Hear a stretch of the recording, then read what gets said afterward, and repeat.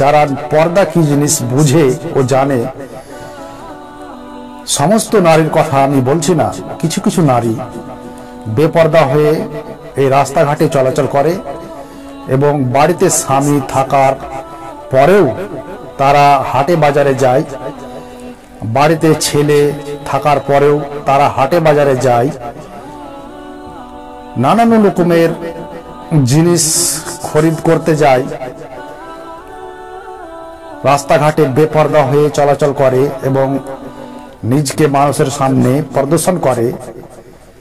তাদের ব্যাপারে মহান আল্লাহ বলেছেন, তোমরা সব গ্রহে অবস্থান করো, প্রাচীন জাহিলি যুগের নারীদের মতো নিজদেরকে প্রদর্শন করো না।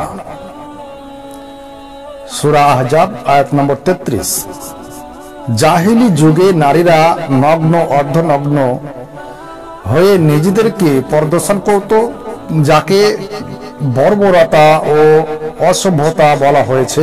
আমাদের নারীদেরকে এই অশ্লীলতা ও বেহায়াপনার পথ অবলম্বন করতে আল্লাহ তাআলা অত্র আয়াতে কঠোরভাবে নিষেধ করেছেন, যা মানুষকে মেনে নেওয়া উচিত।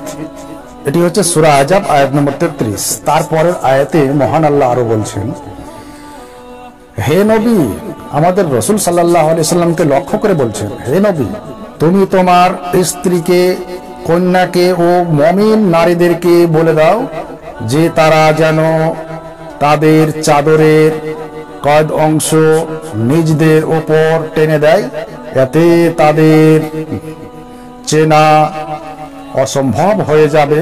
ফলে সূরা আহজাব আয়াত নম্বর 59।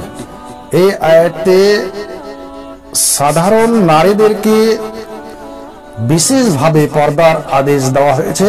তারা যেন মাথার উপর দিক থেকে চাদর ঝুলিয়ে মুখমণ্ডলী ঢেকে দেয়, যাতে সাধারণ দাসীদের থেকে তাদের সৌন্দর্য ফুটে ওঠে, মানে দুষ্ট লোকদের সামনে থেকে যেন তারা নিরাপদ থাকে। তারপর আয়াতে মহান আল্লাহ আরো বলেছেন, হে নবী, তুমি ঈমানদার নারীদের বলে দাও তারা যেন তাদের দৃষ্টিকে নত রাখে ও তাদের লজ্জা স্থানের হেফাজত করে। তারা যেন যা প্রকাশ্যমান থাকে তা ব্যতীত তাদের সৌন্দর্য প্রকাশ্য না করে, তাদের গ্রীবা ও গলদেশ চাদর দ্বারা ঢেকে রাখে। সূরা নূর আয়াত নম্বর 31। এই আয়াতে বলা হয়েছে, রাসূল সাল্লাল্লাহু আলাইহি সাল্লামকে মহান আল্লাহ বলছেন, আমাদেরকে লক্ষ্য করে বলছেন, তুমি তোমাদের নারীদের, মুমিন নারীদেরকে বলে দাও তারা যেন তাদের সাধারণ অঙ্গগুলি ব্যতীত সমস্ত অঙ্গকে চাদর দিয়ে বা বোরখা দিয়ে ঢেকে রাখে। সূরা নূর আয়াত নম্বর 31 বলা হয়েছে। অত্র আয়াতে আল্লাহ তাআলা নারীদের দৃষ্টি অবনত রাখার জন্য আদেশ করেছেন, কারণ সেসব দৃশ্য পুরুষের জন্য ক্ষতিকারক। নারীরা যদি দৃশ্যকে নিচু করে না রাখে, তাহলে সেসব দৃশ্য পুরুষের জন্য ক্ষতিকারক, সেসব দৃশ্য নারীর জন্য ক্ষতিকারক। আল্লাহ তাআলা অন্য আয়াতে আরো বলেন,